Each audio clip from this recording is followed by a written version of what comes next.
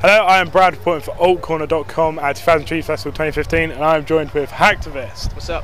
So, hey guys, how are you today? Awesome, tired, but yeah, great. It's good to be here. How was your set? Yeah, great. I enjoyed it. I mean, saw it. It's amazing. Mixed emotions about what to expect from the festival because I'd never heard of it before. But yeah, everyone literally just surprised us every time. Like, so. People at the front going crazy. Yeah, yeah, it was a good pit. It was good. Everyone was feeling the energy like we were, which always helps. So I first saw you guys at Butts Fest 2013. Oh, okay. I believe. Yeah. So what have you guys been up to since? Oh, bloody hell! Been to Russia like a million times since then. India. Where? Been on tour with Shikari. Awesome. How was that? Korn. Played with Limp Bizkit. Supported Limp Bizkit. Basically everything, all of that in a nutshell was just incredible. Like the whole thing, just in general. So your style combines a lot of different genres. How did you kind of arrive at your style? By accident. Yeah, just chilling with Yeah, mates, really. yeah, it was just jamming in the studio. You know what I mean? It was just like, well, I might as well just say the story instead of just saying yeah. I had a studio back in the day, and I was recording Jay, like his grime projects. Quick plug there. Cheers. Here's a record. Bang. And I think we were just chatting about like what bands I'd been in before, and like how I'd just left the band, and he wanted to hear some of the stuff I'd been working on, which was actually the backing track to Hacktivist, the same track to Hacktivist. Yeah. Played it to him, and he was like, "I've got some, I'm really feeling this." And on note as well that it was the first time he'd really ever heard that style of music, because you're not from that. Yeah, I weren't really into it, if you know what I mean. I was just grime and hip hop, but like, obviously I started chilling with these boys. Saw the light. I kind of getting into it, like it was alright. And then, but when I heard the beat, I was like, yeah, I can rap on this, like no problem. And it was dope. It just reminded me of like, I don't know, like Limp Bizkit or something like that, but a new style. I was Rest like, is history, really. Apart from that happened. I put it online just on my SoundCloud, like not expecting anyone to listen to it, and we're here today. That's awesome. So obviously, because you're quite a unique band, how is it playing with bands that are not so similar? And also, do you enjoy winning people over? Oh, definitely, yeah. I mean, to the first question, the more different the bands are, the more varied the styles and that kind of stuff, I think the better it is for us. Like, because that's why we make the music. We want to write music that is different for us to hear, but we also want to hear music that's different, like compared to us and that sort of thing. For me, more varied festivals are brilliant because you get the people wander into the tent and they're like, "What's this?" If they don't like it, they can walk off. But there's so many different groups of people in one place. Then they're more likely to come together and we've had people message us saying like proper people that are like get the standard metalheads like the Iron Maiden level. There's nothing wrong with that, but they're like, "Oh, I hate rap," and they're proper. Obviously, it's just how it is. And we've had people message saying like you literally turned me into rap, like listening to you guys has bridged me to a new like audio experience for me. Exactly. And the same the other way around, we've had rappers like people that just our mates just did the hip hop, they're like, "Oh, I thought it was all like emo shit," but like you guys have properly opened up to it. So then again, we played Tech Fest yesterday, and that was just purely just tech metal. That was an incredible festival.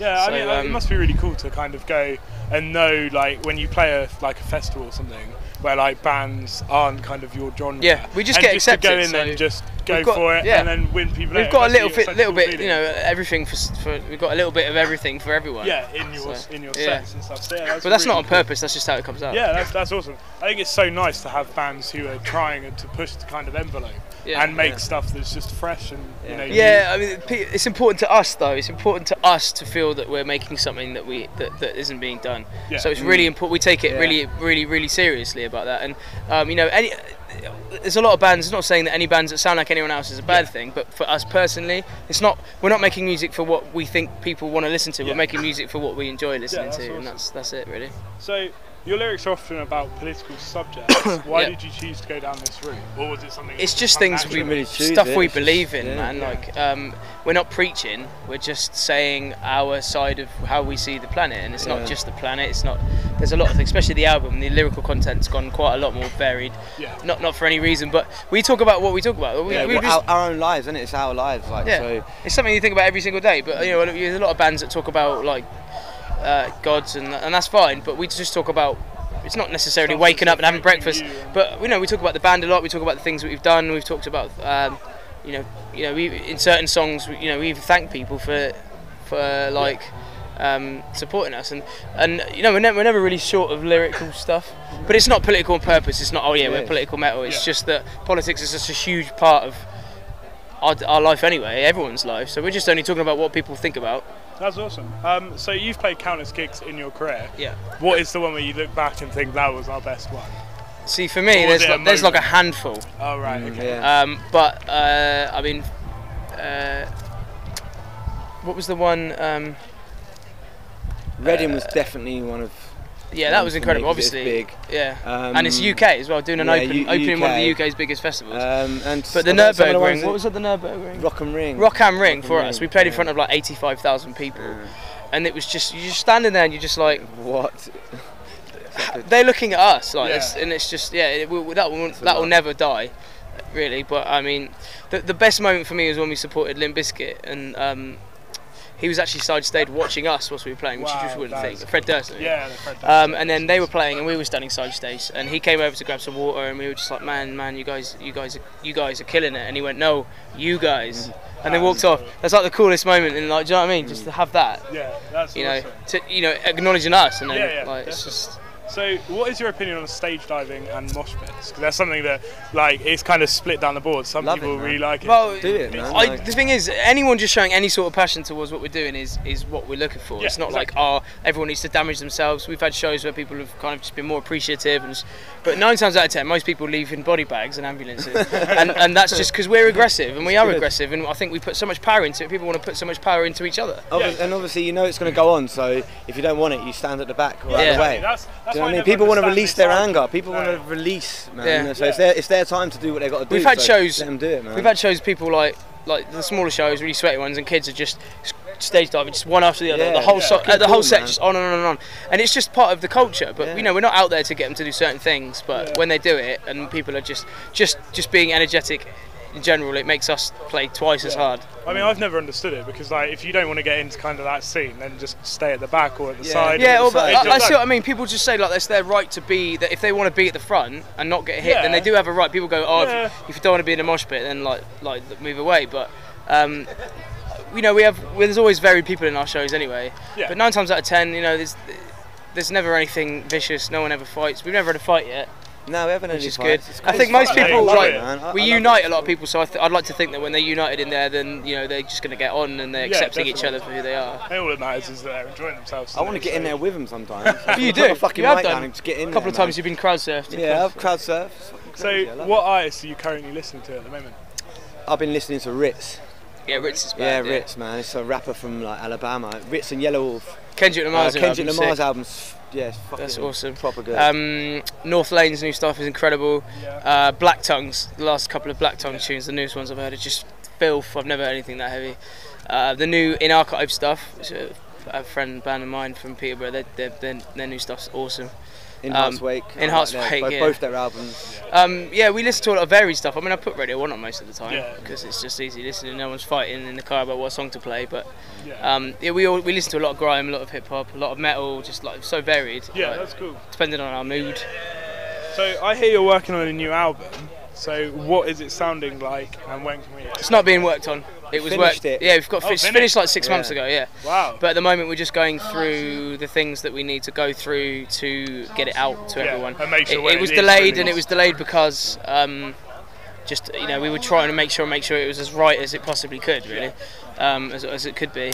And now we're just going through the stages of just getting it out and you know the right release dates and who to go with and whether to stay on our own or not, because all the stuff we released previous has basically been off our own backs, which is a huge front, you know, seeing as though the things we've done with that. There's not many bands. In fact, we're the only band in history that has that opened Reading Festival with an EP, and gone to India with an EP, and gone around Australia with an EP. It's crazy. It's amazing, isn't it? So what can we expect from the album, though? It's different. All killers, no fillers. Yeah. Really? That's actually what we should call it. Straight up. We should call it that. Banger. We should actually call it that. Yeah. Straight up. It's fucking. It's hard and heavy. I'm pleased with it. I can't wait for people to hear it and fucking start beating the shit out of each other over it. I like it. We've gone different rates. There's quite a lot of. There's a couple of tracks in there that are quite personal to us as well. Yeah. Like things have happened to us, through the process of writing it. Yeah. And they do relate to those sort of things, and they're like pretty emotional stuff for some of us. So Yeah. not that in the EP. The EP was, I think there's a lot more feeling in the new album. Yeah. Lyrically, and we've also gone slightly different ways. There's some wicked, some awesome collabs in there. There's a couple of tracks in there that you might not expect. All right. It's definitely worth waiting for, and you know we've gone all out with it. Really, it's still standard Hacktivist, but we've just gone up a gear. We're in 6th gear now. That should be awesome. So at the end of every interview, we always do a lucky dip question. Cool. And you can choose A, B, or C. Okay. So who would like to go first? A.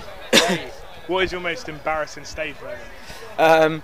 I think when I split my shorts. I think. Did you say stage name? Stage moment. Right. I thought you said stage name. It's like, oh yeah, when I split. No. Yeah, when you I think when I split my shorts, man, and I had some small boxes on that day, and it was just like, it was funny. All your junk out and all Yeah, that. my junk was just out. Like it was funny. It was funny, but it was embarrassing. It was cool. Yeah. So your choice is B or C. C. If you had to be on a reality TV show, which one you? Big Brother. Big Brother. Mate, I would love to be on Big Brother. I think I'd be really good on Big Brother. Would you watch it? Would you watch it? Yeah, Would you watch me? I do. Or I have to watch it. Because I'm a bit of a knob, but not in I'm not horrible. I like things a certain way. But I'm pretty easy to get on with. I just think I'd be hilarious on there. Not because I just want to go on there. It looks wicked just to be filmed for ages. I don't think I'd handle it. I'd probably end up walking out or getting evicted. Okay, but release your album. Get on Big Brother. Goals for the year. That's possible. Awesome. Thanks so much for speaking to us, guys. No It worries, was man. brilliant. Thank you. Thank you.